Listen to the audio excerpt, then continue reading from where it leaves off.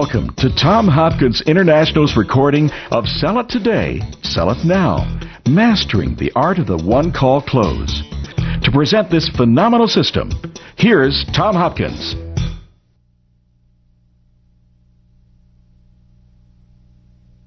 I'm very excited about this new program, Sell It Today, Sell It Now, the Art of the One-Call Close.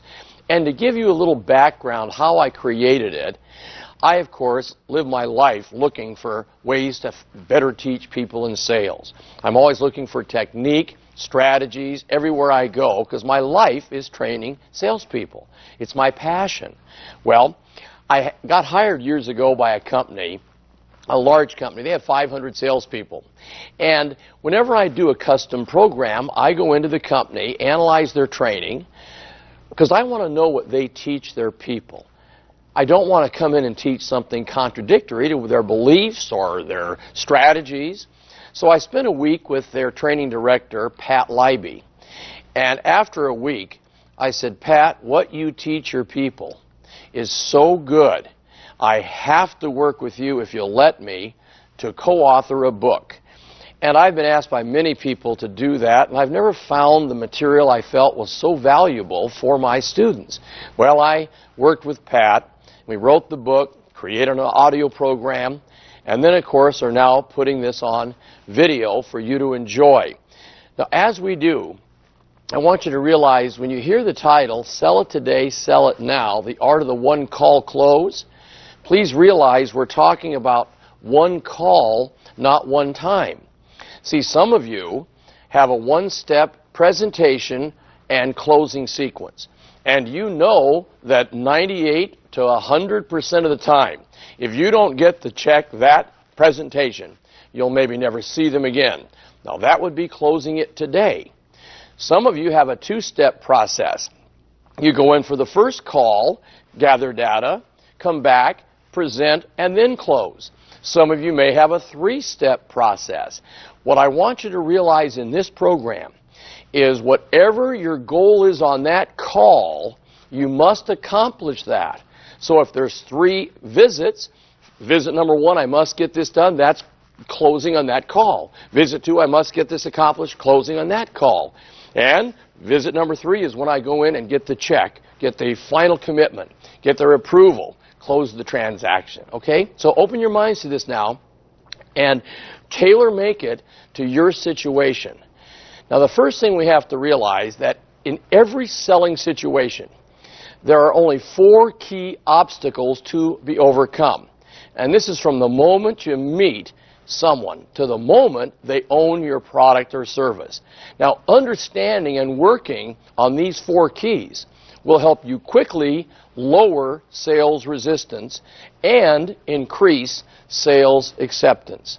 Thus, you'll reach the goal of the closed sale today. Now, let me start off again by saying there's something important here we must discuss. You see, the amount of sales resistance that a person has when you start a selling situation depends on how they met you. In other words, if the sale is buyer initiated, they call you, they walk into your office, they're the ones looking for the product. If they are the ones that contact the company, that is called buyer initiated, and there'll be less sales resistance. When you contact a stranger with a telephone call, or you go to their business, or you knock on their door, that is seller, which you are the seller of the product, initiated. So when the seller initiates the original contact, there's high sales resistance. Now, I think you realize that when you have a referral and the people send you to meet a friend or relative, there's a lot less sales resistance because they've been told good things about you. So again, keep in mind, one of the first keys in this process is you must determine how much sales resistance there's going to be based on that selling situation. Now, for our example, what I want to do is take it and make it the toughest sale you can ever make, so there'll be 100% sales resistance. Now, there's 4 key obstacles in any selling situation, as I mentioned. The first, of course, is trust. Most people, when they meet a salesperson, start with a feeling of, I feel no trust. Now, our goal in our presentation is to move that from no trust to some trust to lots of trust. Because, see, no one will really let you persuade them to invest in anything if they don't trust you. So, you must work toward helping them think, I feel some trust here. Then, of course, the second obstacle is need. Most people, when you present a product to them in the beginning, say, you know, I feel no need.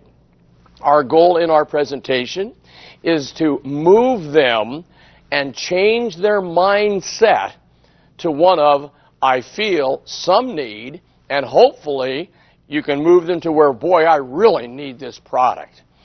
Your third obstacle we must overcome is help. Meaning, most people start off with, I might trust you now, I might really need the product, but I don't know if I want to invest in it with you. Meaning they can have a friend in the business, they might know another company. So no one wants to ever admit they're helpless. However, you can help someone see that you provide answers in areas where they may not be as well informed because you are the professional. And you know exactly what's best for them based on your experience. So you need to change their mindset to one of, I want your help, you see. They want you. You're part of the equation now. And then, of course, the fourth obstacle is hurry. They may trust you now. They may have a need. They may want your help. But now we have a challenge in a procrastinating society where I feel no hurry. Tie in with the word hurry the word urgency, because one of the keys to a great presentation is we must create urgency throughout the entire presentation. Now, unless there's an emergency situation, no one is going to be in a hurry to purchase anything. Your job is to help them see that by taking care of the buying decision today, they'll be better off than if they wait. They need to think, hey, I feel some hurry here in order to take action.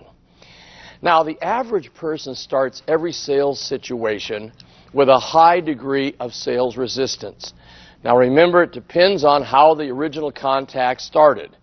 To just have you remember that, a referral, lower sales resistance. They contact you, lower sales resistance. You call them, contact, you start the process. They don't know who you are when you begin. High sales resistance. So when I started to develop this program, I thought, how can I visually have people see the process of reducing sales resistance and increasing sales acceptance? So what I decided to do was use the thermometer, because your goal is to see visually how we lower it, and we're going to do it in 10-degree increments. So your job is to lower their sales resistance by degrees until it reaches 0 degrees. And that's our goal. So watch the thermometers as we do this presentation, because it'll visually show you how our job has to be handled in closing on this visit. Please realize too many salespeople who are untrained try to increase sales acceptance before they've done an adequate job in the proper sequence of reducing sales resistance. So the Sell It Today system works like that. We're going to look at our thermometers. I'll put in each of the 10 degrees of reducing sales resistance, and then we'll put in the 10 degrees of increasing sales acceptance, and when we're done, we'll have a closed transaction today. So let's start off with the first 10 degrees, lowering it from 100 to 90, and that is the word appropriate. Everything they see and hear from the moment you meet them should be appropriate for the time and place. What this means is that everything you do, everything you say, your dress, your look, everything must fit the situation. Let me give you an example. You wouldn't go into the McDonald's hamburger restaurant and see someone working the counter in overalls. That, for that situation's inappropriate, and you might lose some trust about this organization, this company. On the other hand, you wouldn't walk into McDonald's and see the man behind the counter wearing a full Brooks Brothers suit either. So everything must be appropriate. Your look, your dress, your original greeting, your handshake, if it's appropriate. Then what happens is just that lowers sales resistance by 10 degrees. The second thing we must work on is the intention statement. Now, your intention statement contains two things. First, it must clearly explain what your intention is. In essence, you walk them through what will happen during your time together. It's almost like an agenda of sorts. Then you'll ask them what they think about it. It's the flow of events. The second thing is it must imply, not state, that it's okay to say no. That this isn't for everyone. That I don't get everyone involved in this. I'm not going to apply any pressure here. Now, what I'd like you to do is listen and watch as I present now a paragraph that'll show you these items. Ready? John, Mary, due to the fact that we have such a great reputation for quality products, thousands of clients have entrusted their business to us. However, it's not for everyone, so we at Tom Hopkins International don't believe in high pressure. Tonight will be an educational experience that will allow you to determine if what we have to offer will truly benefit you. You see what happens when you do that? The people you're presenting to relax and open themselves up to allow their curiosity to take over. So now we've lowered it another 10 degrees with our intention statement. Now the next thing we're going to do, I call the 3 C's. These are the next 3 things we do to lower it another 30 degrees. Now the first C is so important. It's called commonality. Commonality. See, you must be like a detective and look for clues as to their backgrounds, their likes, their interests, habits, their business, anything you can find that you have in common with them. And that's, again, part of getting in there and doing the original presentation so they feel you have something in common with them. The next C is credibility. Credibility. Now, you must learn the story of your company, and you need to back it up with facts and establish 2 things. The bigness of the company, if your company is large, big reputation, been in business for years, or the quality of service you render to clients. See, I believe a professional salesperson takes his or her company, and they'll make it a benefit based on what the company is like. If I worked for a small company, I would find a way to make that an advantage. I would say, John, Mary, I did research and looked at all the companies that do what we do. I saw huge companies with thousands of people. Then I saw companies like ours that had a few true professionals and gave more professional service, and so that's why I chose my company. See, you've got to learn to take your company and make it the best based on what you have to offer the client.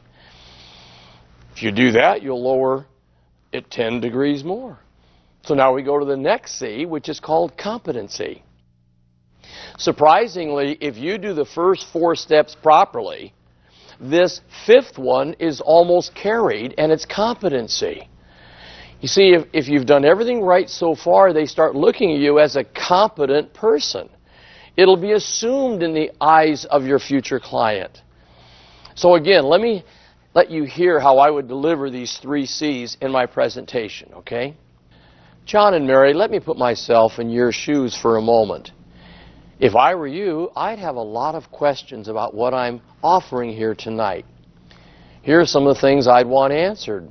Tell me if you're thinking along these same lines. What is this company all about? How long have they been in business? Is this going to cost me money? Is it going to save me money? Will my time spent with you be worthwhile? How long will it take? I assure you I will answer these questions throughout my presentation. But before we get started, are there any other questions in your mind that I didn't mention so I can be certain to answer them as well? You see, if your questions match theirs, which those will, that's exactly what most people are thinking, they perceive you as competent because you're like them. Now, I'd like you to try this idea. It's best if your questions are jotted down in your own handwriting on a page of the legal pad. And it's almost like you were just thinking about these questions before you arrived. Then, of course, you've taken your pen and you've asked them, are there any other questions that I can cover? They might then say, well, one thing we're a little concerned about, and now you take and write down their question right underneath your 5 or 6 that you have on your pad. It's a wonderful way to start writing right in the beginning. And we've lowered them down now another 10 degrees. We're now going to go to the next area, which is problem identification. You see, if this lead we're working with at the table is a referred lead, you'd use the referrer as an example. Meaning, hypothetically, I'm in front of John and Mary, and Tom referred me to these people. Well, of course, I would say, you know, Tom has told me that he discussed with you his previous challenge with, whatever their challenge was. You apparently agreed that you have the same challenge. Is that right? Now, if it's not a referred lead or a previously unknown product, you'll isolate their challenge with good questions and statements. Kind of like this. You know, John and Mary, after our evaluation, many of the clients we serve find that they have a challenge they weren't previously aware of and that our product can definitely help them overcome it. And they've been lowered another 10 degrees of sales resistance. Then we go to the next area, which is discovery. Discovery. Here you educate them as to the value of gathering in-depth information. Using the art of questioning, we help them discover they not only have a need, but there is urgency to make a decision to go ahead. And another 10 degrees is lowered. Then we go to qualify, which is next. Now here is where we would use our needs formula. Remember, NEADS, where we establish just what their qualification needs are. We're going to find out, what do they have now? What do they enjoy? What would they like to alter? Who is the decision maker? And yes, after all of that, we have the solution. Then we go to our next area, which is called need acknowledgement. And you would just say, John and Mary, based on what we have just discussed, wouldn't you agree that this is something your family or your company could benefit from? See, all we're doing here is getting them to acknowledge there could be a need. Now, some of you are going to be sitting in front of a couple or a committee, a group, where they made a decision before you came in that for no reason are they going to say yes today. Now, you'll have some people so strong in this area that you'll feel it when you first walk in. I mean, I sit down and I've done these steps and I can just tell because I'm not getting much input from them. So I say to myself, well, number 10 is very important here, our next step, and that's called pact acknowledgement. And it might go like this. John and Mary, I'll bet when you set the appointment to see us tonight, you didn't say to yourself, this is wonderful. We're going to spend money and invest in a new product tonight, did you? In fact, it's more likely you may have agreed with each other that you weren't spending any money and that you weren't buying anything. All I ask is that you keep your minds open to the possibility of what we have to offer. Is that fair? Now you notice what we've also done here? This is your first attempt to get a commitment to say yes to the purchase or to do what your research reveals when you come back with that information. So if we've done all that right, you notice they had 100% sales resistance. We then have got them to some trust. We've got the need, and we're now to 0 degrees on our sales resistance thermometer. So now it's time to go up the other thermometer, which is our sales acceptance thermometer. So let's move to increase that sales acceptance. Ready? The first thing we do down at the bottom of the thermometer is we start with product identification. When your recommendation as to the product or service is selected, you let them know how exciting the results are. See, if I came back on the second visit, I'd start off by establishing rapport, as we always do the next time in. How have you guys been? Gee, it's been 4 days. Anything new and exciting in your life? The weather's been kind of funny, hasn't it? In fact, I think we're about 8 degrees warmer than normal right now. See, we get the rapport established, visit a minute, and then you'd say, you know, John and Mary, based on the information you provided the last time I was here, our recommendation for you is, and you'll let them know what you feel is best for them. You'll now discuss company experience. You see, help them to understand how large a client base has been satisfied. You might say it this way. You know, John and Mary, based on all the years and thousands of clients we've served, most of the recommendations we have tonight are similar to all the other people that we've satisfied with our product. Then you'll go to the next area, which is salesperson expertise. You see, it's important they know that you are a professional. So you're going to share with them your track record with the company. Now, of course, if you're new, and this can be a challenge if you don't have much of a track record, but what you can share with them is that you are, in essence, the go-between and are supported by experts at the company. Something like this. You know, John and Mary, I chose our company because combined we have over 100 years of experience just in my manager and the 2 people I work with. So we're really on target as far as what we can do for you. Also, you must express that these recommendations are the sum total of some of the greatest expertise in your field. Always do this too. Have third-party information available. This can be photos of yourself receiving an award. It could be that article in the paper that you got put in because you were the top person last quarter in your company. It also can be letters from satisfied clients. These would be those proof letters. For example, try it this way. John and Mary, here's a letter I received from a client who said yes to what our research revealed. And you hand them the letter. I will suggest, if it's a long letter, use a yellow highlighter so that their eyes go to the main things you want them to pick off of that letter. And you've increased sales acceptance another 10 degrees. Now we go to third-party endorsements. This is where you show positive articles from the newspaper or magazine about your company. And please, as a professional salesperson, whenever anything comes out in the paper, the magazine, about your company and it's positive, take it out, laminate it, make sure you keep it clean and crisp so you can show the person. See, people believe what other people say about your company more than what you say about it. And we've increased sales acceptance another 10 degrees. Our next area is called product features. Be sure to answer the prospective client's question, what's in it for me? By providing a fact and a benefit for each feature of your product or service. In other words, there's a truth when people are listening to you at the table. It's not a conscious, it's more of a subconscious reaction.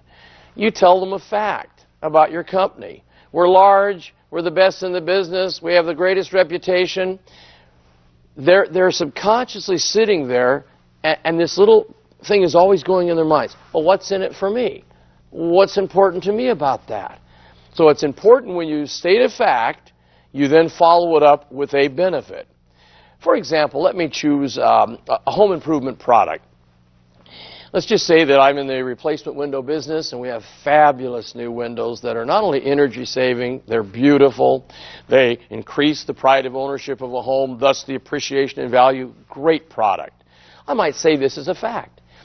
You know, John and Mary, our windows are made of the finest and highest grade aluminum available today. Well, of course, they're sitting there saying what? What's in it for me? So what? So then you follow it up with, because of our construction techniques, our clients find that they enjoy significant savings on fuel and maintenance. So now there's the benefit. And we've again increased sales acceptance another 10 degrees. Let's look at the next thing. It's presentation demonstration. Now you would present your proposal, the research you found, the product benefits, and you're always going to be doing it in this formula. You're going to give them a fact, follow up with a benefit of the fact to them, then you're going to try to create, with what you say, a sense of urgency, and then you're going to ask or request for their feedback. So again, fact, benefit, urgency, request for feedback. Kind of like this. Ready? You know, John and Mary, as we mentioned earlier, our windows are of a very high quality. What that means to you is that you'll spend more time enjoying the view through them than maintaining them and working on them. And you know, with our special fall promotion, you'll save an additional 20% on installation. So John and Mary, if you were serious about saving money on your fuel and energy costs, when do you think would be the best time to have your windows replaced? Did you see all 4 steps? Fact, benefit, urgency, feedback. Very important. And I'm going to give you a kind of an assignment I'd love you to think about, especially if you're a manager and you've been in the business many years. I'd love you to take your product or service and maybe brainstorm with your team and say, let's take a piece of paper and list every fact about our product. Then we're going to write what the main benefit to them is. Then we're going to see what are the things we can say to create urgency. And then we're going to have our feedback from them. Now, I was never aware of this when I was back in real estate many, many years ago. But, you know, I did things like this, and I think back, that's why I closed so many sales. Meaning, for example, I'm going to try to show you how I did it with them. I think this will maybe turn on some lights for you, too. Ready? I'd meet John and Mary, and they'd come into the office. And after we visit a little bit, and I get them a cup of coffee, I'd say, you know, John and Mary, obviously you're looking for a home now because you've heard about what's going to be happening in the future with our freeway that's coming in. And they go, well, we didn't know too much about it. We're new to the area. Oh, boy, is your timing right. You see, they have already proposed the freeway. And as you're probably aware, whenever a freeway comes in, bringing more people, easier to get to work, there's just a jump in appreciation in property. So, wow, great timing. Now, that is the first time of imprinting in their mind urgency. Then, of course, I'd show them homes. I find the one that they like. And I would then say, after benefits of the property, benefits of the location, I'd simply say, well, based on what I told you about the freeway and this home being in such a great location, being in the school district you wanted, when do you think the best time would be to see if they'll go along with us and accept what you'd like to pay for the home? Honey, we need to do this now. And then I went and got feedback from them as to, well, what do you think we should do? Just maybe make up a proposal for the seller? Come on, but in fact, before we do that, let's go over the financing to make sure it makes sense. Okay, come on in here. I'd sit them down, go over financing, then I would move into the final closing sequence. I hope you felt that, okay? Then, of course, we go to the next step to increase sales acceptance, another 10 degrees, which is called the 3-option close. Now, what we do here is we allow them to satisfy their natural urge to shop around by presenting 3 possible ways of handling their need. First, we show a product, a service, or the solution that maybe doesn't resolve their need 100%. Then we show another that does slightly more than they need. Last, we show them the product or service that you believe to be the best answer for their need. And it's amazing. They will choose 70% of the time the one you put in the middle of your presentation as you show them the three options. Then, of course, we've now increased sales acceptance another 10 degrees. We'll go to the next area, which is called break the pact. Now, if you remember back, in our sales resistance formula, we had them acknowledge they may have made a pact. Now we're going to break it. Kind of like this. Ready? John and Mary, do you remember how we joked earlier about how you both possibly made a commitment to do nothing about your needs tonight? Mary, I'm going to ask you first. How do you feel about what our research revealed? Now, with that one little question, you listen to the answer and notice the other party's reaction. Then you ask the same question of the second decision maker. John, how are you feeling? See, each will see the other moving forward, agreeing to the proposal, and the pact will be broken. You might say it like this. You know, John and Mary, after what you've seen here tonight, do you think it might be wise to release each other from the commitment to do nothing if what we're offering truly makes sense to you and your family? Just that one little sentence, and they'll break the pact, and you've closed the transaction. And we've increased it 10 more degrees. Then we go to the next area, which is called trial summary. Now, what trial summary is you now just tell them a summarization of all the things they've agreed are important to them. You just say this. So, John and Mary, based on that, let's summarize. We've agreed that it makes sense to replace the windows for the appreciation of the value of your home, to lower your energy costs, which are skyrocketing in our country, to, of course, get it done before the summer so we have even more savings. And I would hit 2 or 3 more on that one product or service. Then you just simply say, John, so at this point, don't you agree it's a wise decision to get started this week? You know, Tom, I sure do. I think it's something we should do. And then, of course, you then move right to the next step, which is called the investment close. In other words, we now ask for the money. You just smile and say, so to get started right now, we'll need a check in the amount of, and we'll get your approval right here on our paperwork. Oh, I hope that you will work on these 2 thermometers. I also hope that you'll take each step, and if it's not quite right for your product or service, that's one of your goals in the training, to tailor make it. For you that are brand new, a lot of this may not have a lot of meaning till you get to the table or the desk of presentation numerous times. That's why it's so important you review it. You take your workbook, you analyze the 10 steps of reducing sales resistance, the 10 increasing sales acceptance. You make all this part of your presentation, and I promise you, you'll be stronger at the table in presenting.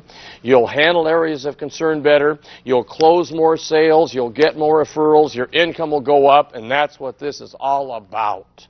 Don't you agree?